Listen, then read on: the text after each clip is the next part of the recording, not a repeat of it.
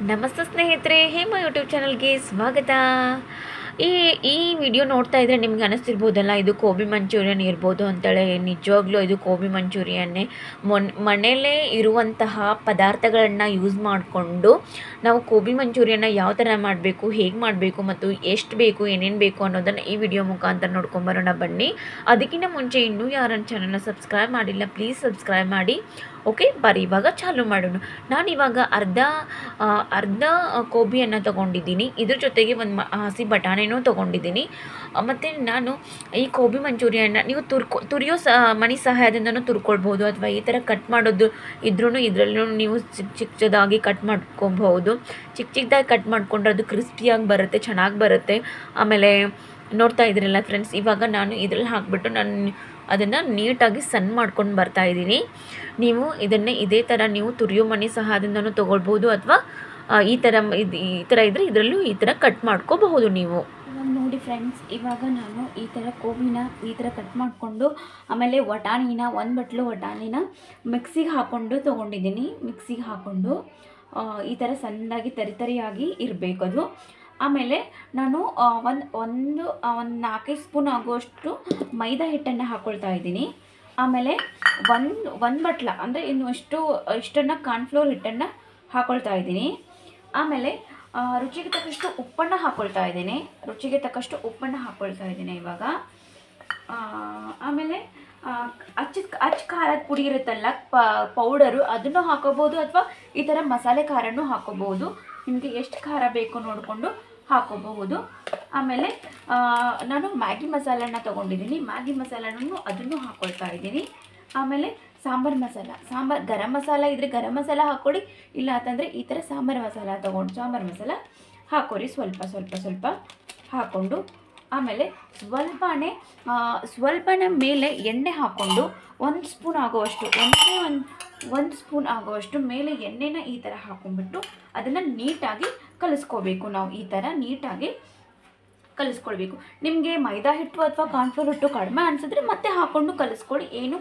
ಏನು ಪ್ರಾಬ್ಲಮ್ ಅನಿಸಲ್ಲ, ಅಂದರೆ ಏನು ಮಿಸ್ಟೇಕ್ಸ್ ಅನಿಸಂಗಿಲ್ಲ. ಈ ಥರ ಗಟ್ಟಿಯಾಗಿ ಕಲಿಸ್ಕೋಬೇಕು, ಚೆನ್ನಾಗಿ ಕಲಿಸ್ಕೋಬೇಕು. ಇವಾಗ ಈ ಥರ ಹಿಟ್ಟನ್ನು ನೀರು ಹಾಕ್ದೇ ಕಲಿಸ್ಕೊಳ್ಬೇಕು. ನೀರು ಹಾಕ್ದೇ ಕಲಿಸ್ಕೊಂಡು ನಾವು ಈ ಥರ ನಿಮ್ಗೆ ಯಾವ ಥರ ಉಂಡೆಗಳನ್ನಾಗಿ ಮಾಡ್ಕೋಬೇಕು ಆ ಥರ ನಿಮಗೆ ಮಾಡ್ಕೊಳ್ಬೋದು.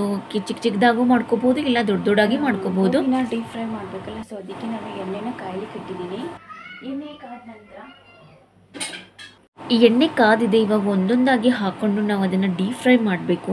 ಇವಾಗ ಹೊರಗಡೆ ಹೋದರೆ ಫಸ್ಟ್ ನೆನಪಾಗೋದು ಪಾನಿಪುರಿ ಮತ್ತು ಗೋಬಿ ಮಂಚೂರಿ ಅಲ್ವಾ. ಸೊ ಅದಕ್ಕೆ ನಾವು ಗೋಬಿ ಮಂಚೂರಿನ ಮನೆಯಲ್ಲೇ ಮಾಡ್ಕೊಂಡು ತಿನ್ನೋದ್ರಿಂದ ಹೆಲ್ದಿಯಾಗೂ ಇರ್ತೀವಿ ನಾವು. ಆಮೇಲೆ ಎಣ್ಣೆನೂ ಫ್ರೆಶ್ ಎಣ್ಣೆಲ್ಲೇ ನಾವು ಕರಿಬಹುದು. ಮತ್ತು ಹುಡುಗರಿಗೆ ಕೂಡ, ಮಕ್ಕಳಿಗೆ ಆಗಲಿ, ದೊಡ್ಡವರಿಗಾಗಲಿ, ನಮಗಾಗಲಿ, ಎಲ್ರಿಗೂ ಗೋಬಿ ಮಂಚೂರಿ ಅಂದರೆ ತುಂಬ ಇಷ್ಟ ಆಗುತ್ತೆ. ಮನೆಯಲ್ಲೇ ಮಾಡ್ಕೊಂಡು ತಿನ್ನೋದ್ರಿಂದ ಹೆಲ್ದಿಯಾಗಿರ್ತೀವಿ. ಸೊ ಈ ಥರ ಫ್ರೈ ಮಾಡ್ಕೋಬೇಕು ಚೆನ್ನಾಗಿ. ಆಮೇಲೆ ಇದು ಆದಮೇಲೆ ಇನ್ನೊಂದು ಪ್ರೊಸೀಜರ್ ಇದೆ, ಒಗ್ಗರಣೆ ಕೊಡೋದು. ಅದನ್ನು ಹೇಗೆ ಅಂತ ಅದಕ್ಕಂದ್ರೂ ಭಾಳ ಸಾಮಾನು ಬೇಕಾಗಿಲ್ಲ. ಜಾಸ್ತಿ ಪದಾರ್ಥಗಳನ್ನ ಯೂಸ್ ಮಾಡ್ದೇ ಬರೀ ಸ್ವಲ್ಪ ಪದಾರ್ಥಗಳನ್ನ ಯೂಸ್ ಮಾಡಿಕೊಂಡು ಒಗ್ಗರಣೆನೂ ನಾವು ಕೊಟ್ಕೊಡ್ಬೋದು.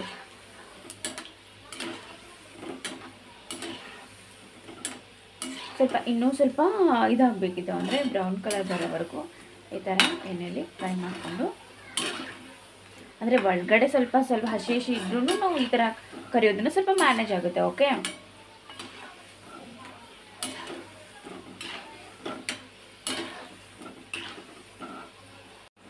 ಈ ಥರ ಆದಮೇಲೆ ನಾವು ಒಂದು ಪ್ಲೇಟ್ಗೆ ಸರ್ವ್ ಮಾಡ್ಕೊಳ್ಳೋಣ. ಓಕೆ, ಈ ಒಂದು ಪ್ಲೇಟಲ್ಲಿ ಎತ್ತಿಟ್ಕೊಳ್ಳೋಣ.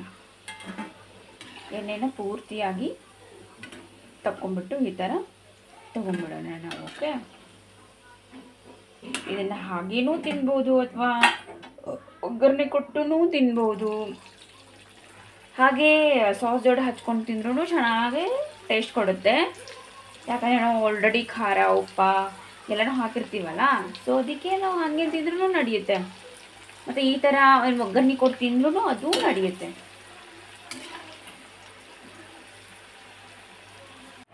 ಇವಾಗ ಒಗ್ಗರಣೆನ ಹೇಗೆ ಕೊಡೋದು ಅಂತ ನೋಡೋಣ.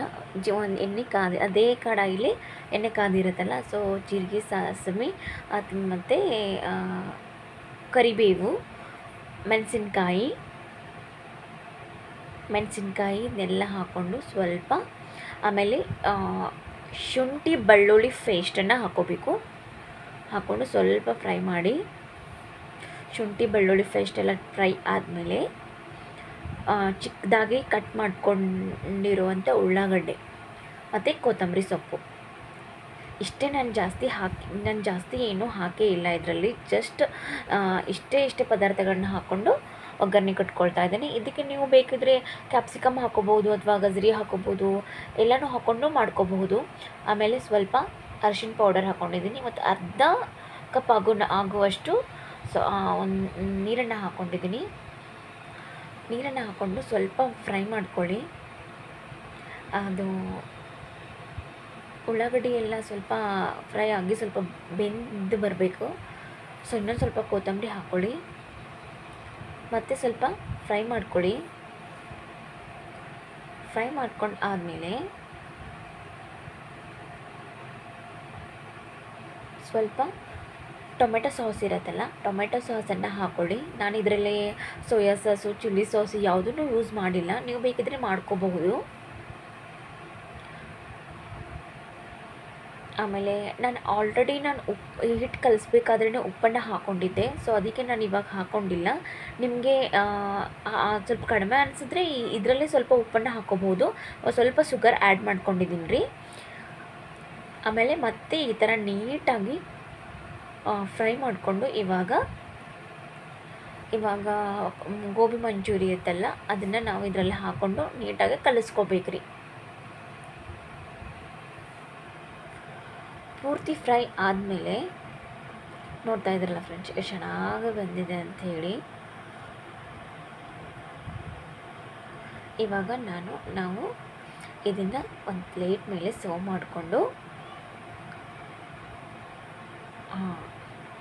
ಈ ವಿಡಿಯೋ ನಿಮಗೆ ಇಷ್ಟ ಆಗಿದೆ ಅಂತ ಅಂದ್ಕೊಳ್ತೀನಿ. ಈ ಥರ ನೀವು ಮನೆಯಲ್ಲೇ ಮಾಡ್ಕೊಂಡು ತಿನ್ಬೋದು. ಮನೆಯಲ್ಲೇ ಇರುವಂತಹ ಪದಾರ್ಥಗಳನ್ನು ಯೂಸ್ ಮಾಡಿಕೊಂಡು ಮನೆಯಲ್ಲೇ ಮಾಡಿಕೊಂಡು ಹೆಲ್ದಿಯಾಗಿರಿ, ಆರಾಮಾಗಿರಿ. ಸೇವ್ ಮಾಡೋದನ್ನು ಮಾತ್ರ ಮರಿ